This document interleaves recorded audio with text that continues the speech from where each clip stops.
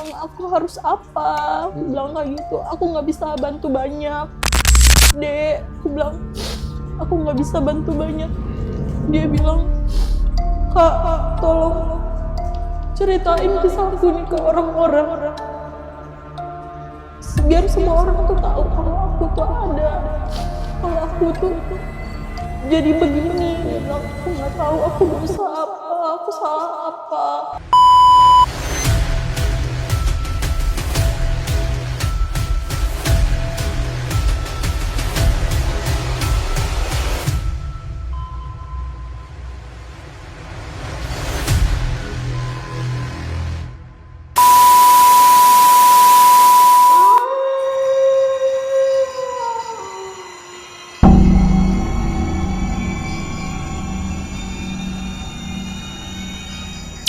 Nah, jadi malam ini kita kedatangan salah satu narasumber dengan Mbak siapa?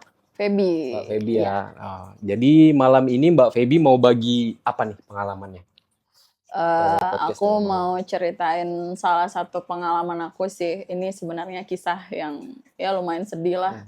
Dan ini sebenarnya amanah juga dari yang bersangkutan, mau semua orang tuh tahu tentang kisahnya dia. Oke, sampai sini dulu Mbak. Oke.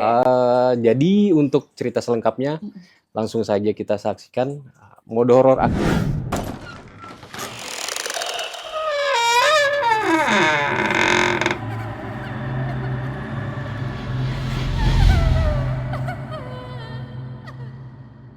Nah Mbak, jadi kan di awal cerita tadi itu saya dengar ada kasus tumbal ya Mbak ya. Di Iya. salah satu tol di daerah ya Mbak ya. Iya, betul.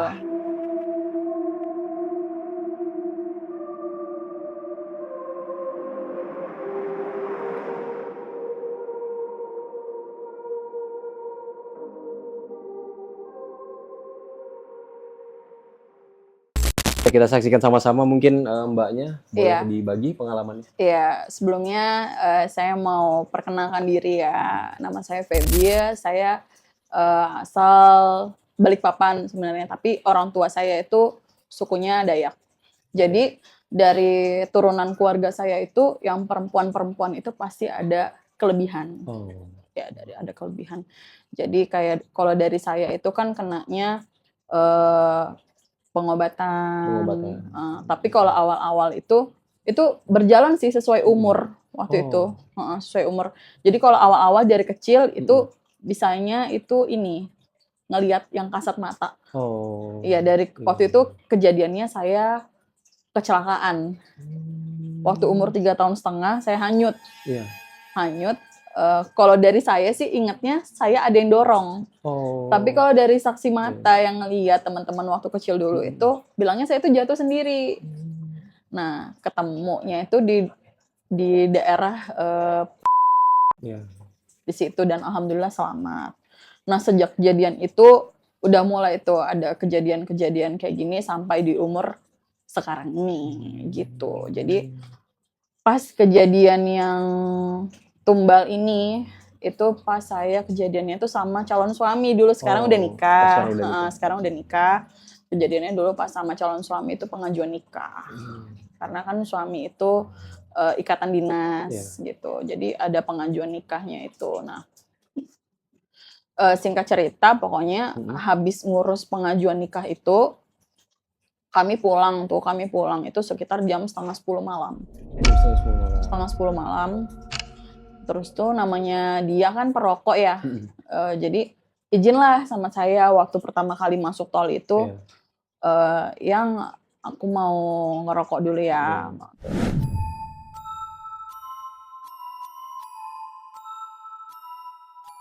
Ya udah biar nggak ngantuk, bilang kayak gitu karena udah malam juga kan, biar nggak ngantuk.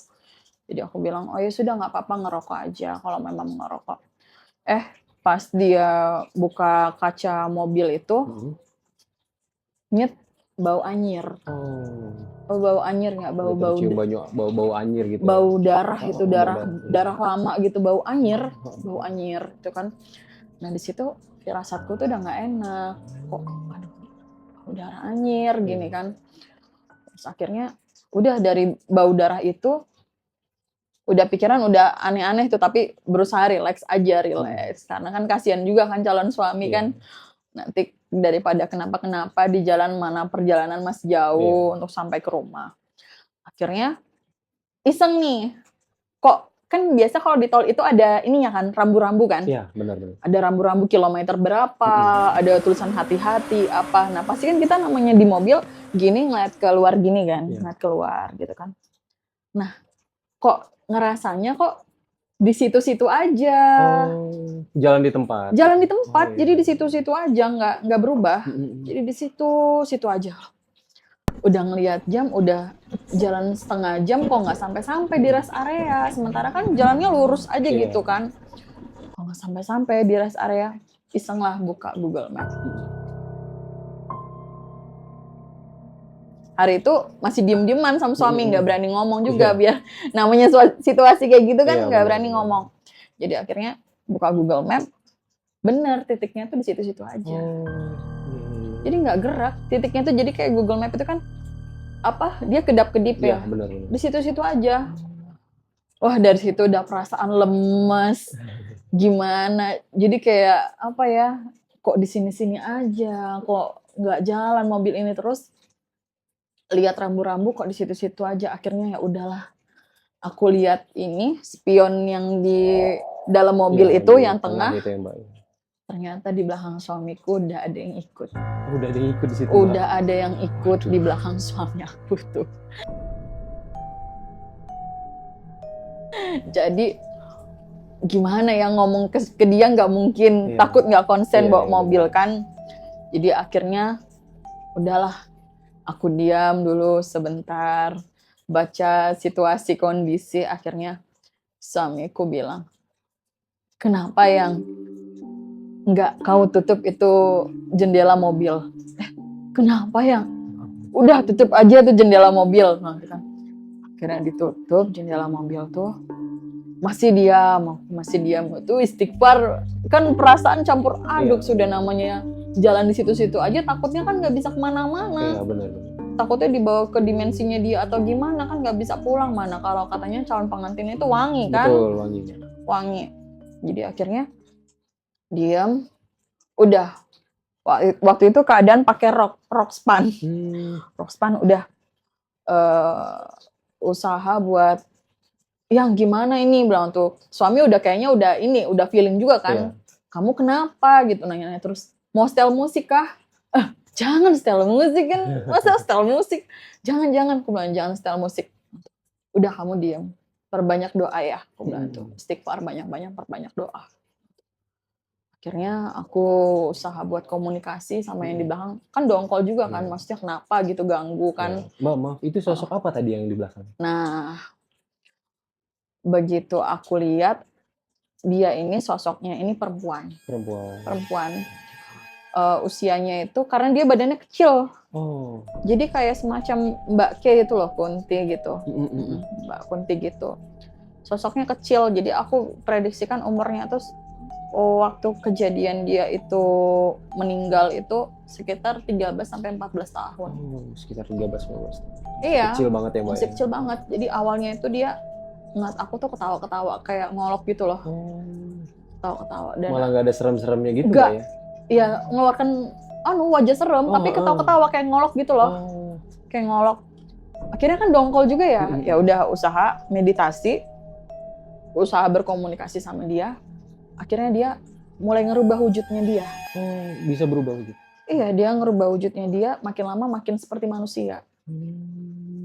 Makin lama makin seperti manusia, terus akhirnya aku coba, kan kalau aku coba berkomunikasi aku pejam mata, aku usaha istighfar, atur diri, atur semuanya. Akhirnya aku masuk ke dimensinya dia. Jadi sebenarnya dia itu minta tolong. Dia minta tolong, kasihan sih sebenarnya. Dia minta tolong ke aku karena selama ini dia itu nyari orang yang bisa ceritain ini ke orang-orang. Kalau dia tuh meninggalnya itu nggak wajar. Jadi waktu dia ketemu aku, dia tuh bilang, aku sudah lama nunggu orang kayak kakak. Kakak tolongin aku. Aku bilang, kok bisa kamu sampai kayak gini gitu kan. Aku kangen ibu kak, aku kangen ibu. Dia cuma ngomong gitu sama aku, terus akhirnya dia ngasih lihat ke aku caranya dia meninggal. Oh, semacam memori gitu ya Mbak ya? Iya, dia kasih lihat aku. Jadi yang aku lihat dia itu dari keluarga sederhana banget. Iya. Ibu bapaknya itu seperti orang berkebun gitu, Iya. bertani. Jadi dari daerah terpencil. Tapi di daerah Kalau aku kalau lihat dari sih luar, dia dari kayak perkampungan gitu, tapi yang ini loh, pedalaman pedalaman gitu. gitu, Oh, iya. aku lihat. Terus bapak mamanya itu kayak bertani, berkebun gitu, dan dia itu kalau dia bilang ke aku, dia tuh udah lama lihat dipantau gitu sama orang. Nah terus kejadiannya itu siang, dia lagi main biasa sama temen-temennya, dia tuh diculik. Oh, diculik. Dia diculik. Terus itu dibawa ke satu gubuk gitu, tempat kayak aku lihat itu macam semi kontainer gitu loh. Dia disekap di situ, disekap 3 hari. Dia dikasih makan, kasih minum, tapi dia nggak mau.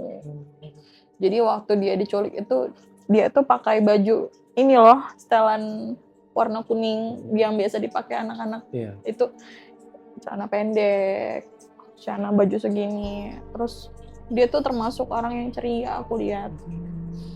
Terus rambutnya itu ikal, keriting sampai sini. Ya layaknya gadis-gadis Iya. desa itu gimana sih, ya kan, kasihan. Terus dia tuh diculik kayak gitu. Nah, kalau aku lihat itu dia di hari ketiga. Di hari ketiga itu dia diambil paksa. Diambil paksa. Jadi dia kayak dibuka pintu itu. Terus dia langsung mau kabur kan. Iya. Langsung mau kabur tapi dihadang sama orang. Itu aku lihat pakaiannya itu bajunya baju biasa tapi pakai topi proyek.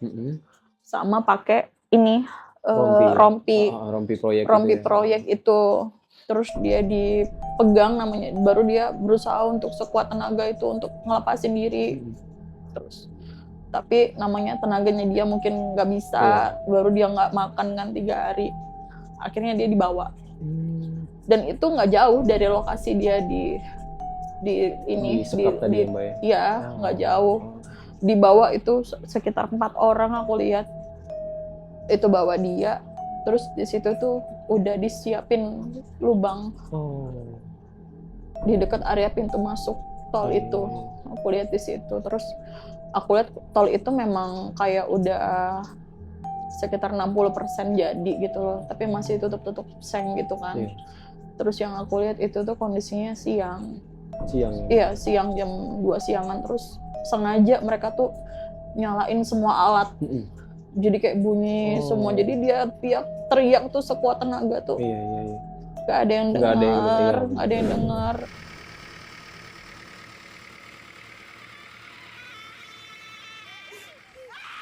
Terus akhirnya dia langsung dijatuhkan gitu. Oh berarti sebelum ini berarti nggak ada, maksudnya siksaan pada tubuh atau apa gitu nggak ada ya? Nggak ada. Jadi benar-benar masih hidup masih hidup itu, bener-bener lagi kayak gini, utuh-utuhnya gini, dibuang, langsung dibuatkan lubang seukuran badannya dia.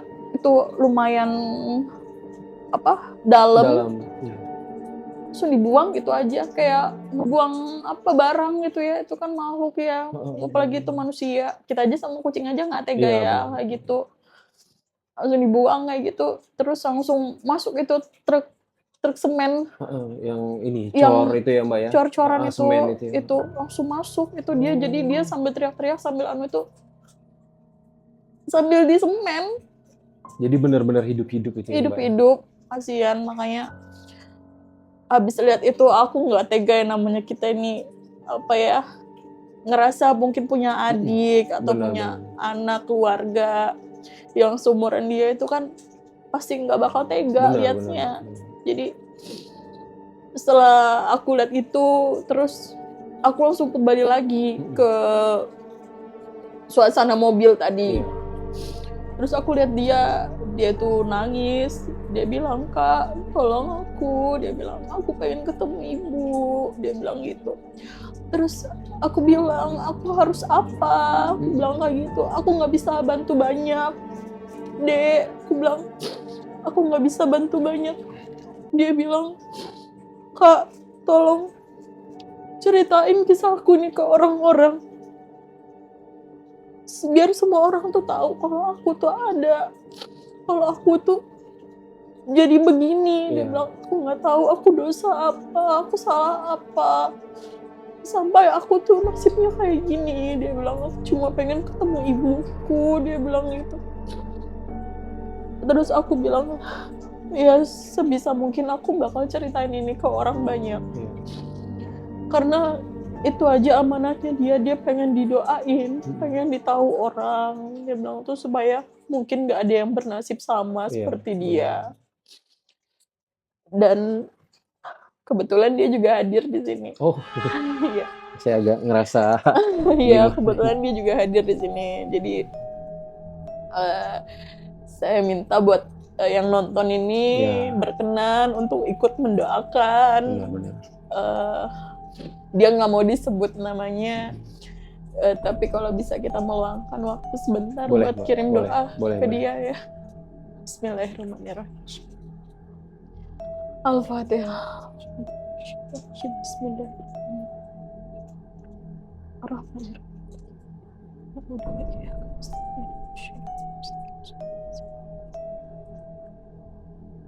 Amin amin ya rabbal alamin. Alhamdulillah. Iya, itu aja sih ceritanya dari aku tentang dia itu. Alhamdulillah sudah bisa disampaikan ke teman-teman Sudah semua. agak lega ya, Mbak ya. Iya, karena itu jadi apa? Jadi hutang buat aku. Tapi mohon maaf Mbak, saya mau nanya sedikit. Untuk orang tuanya itu mungkin Mbak bisa lihat itu apa yang dirasakan sekarang? Maksudnya anaknya hilang begitu aja atau dia Nah, tahu atau seperti apa itu, Mbak? orang tuanya itu tahu Oh, tahu. anaknya Iya. hilang dan udah berusaha mencari. Heeh. Dan aku lihat orang tuanya itu juga sudah melapor ke Oh. pihak yang berwajib, Iya, iya, tapi iya, mungkin iya. karena dia nggak punya apa-apa, Iya. jadi ya nggak ada kabar. Nggak ada kabar Nggak yang ada kabar. Jadi dia juga nggak bisa akses ke sana ke orang tuanya karena dia terjebak di situ. Jadi dia cuma bisa di daerah situ aja. Tapi untuk ke sini karena dia memang mau ikut. Iya. Heeh. Nah, Dia mau terus ini ikut. Mbak, ini kan kebetulan Mbak yang terpilih ya. Maksudnya terpilih untuk Iya. dia mungkin entah menganggap Mbak, ini sosok yang baik banget atau gimana. Nah, ini kedekatan Mbak gimana nih? Maksudnya sama dia kedekatannya gimana nih? Maksudnya dia sering komunikasi atau hanya sebatas ingin menyampaikan cerita ini setelah itu udah dia tenang atau gimana nih? Iya, sebenarnya kalau dari dia ngomongnya sih udah lama nyari orang yang Oh, bisa iya, iya, diajak iya. komunikasi, tapi selama ini belum ada yang lewat itu yang Oh, bisa diajak gitu. komunikasi, yang Iya, bisa iya. dia bawa ke alamnya dia itu untuk tahu sedetail apa kejadian itu. Itu sih dia bilang. Dan sayanya alhamdulillah punya kelebihan ini. benar. Jadi dia kan kayak gitu, dia tahu. Jadi ya saya yang dipilihnya dia untuk cerita itu.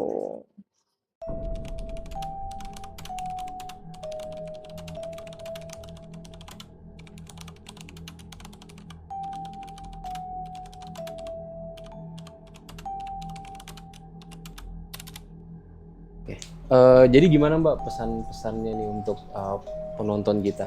Ya, jadi aku berpesan buat teman-teman yang lagi nonton ini, kalau berpergian itu kemana-mana itu libatkanlah Tuhan dalam keadaan apapun, apalagi perjalanan, supaya kita sehat selamat sampai tujuan dan tidak dapat gangguan-gangguan dari alam lain. Usahakan apa-apa itu bismillah lah, bismillah dulu. Oke, jadi pelajaran yang bisa kita petik dari pelajaran hidup Mbak Feby ini, hal yang gaib itu memang benar adanya. Dan saat ini saya benar-benar tidak fokus, tidak bisa melanjutkan podcast ini Mungkin lain waktu kita bisa nyambung lagi ya Mbak ya. Iya, insya Allah lain waktu panjang umur nanti Oke kita deh, bisa amin. hadir lagi di sini. Tapi mohon maaf sebelumnya ini Mbak, ini saya ngerasa ruangan ini agak panas ya Mbak ya. Iya, karena Sosoknya hadir maaf Mbak. banyak sosok yang hadir. Jadi namanya kalau kita cerita-cerita yang kayak gitu, mesti kan mereka tuh kepo ya. Iya, Apalagi iya. mereka jadi bintang utamanya di sini yang diceritakan pasti mereka hadir. Jadi ya kayak di belakangnya Mas ini juga Ada nih Mbak. Iya, ingin ngerasanya gimana? Oke, kayaknya malam ini kita sampai sini dulu ya Mbak ya. Iya. Saya udah ngerasa ini badan saya udah nggak karu-karuan ini Mbak, Iya. dan saya blank ini sumpah ini Ya Mbak. Saya nanti bener-bener blank. dinetralisir lah. Jadi untuk malam ini sampai di sini dulu. Mohon maaf belum bisa ngelanjutin cerita dari Mbak Feby ini. Iya. Saya Agung, terima kasih.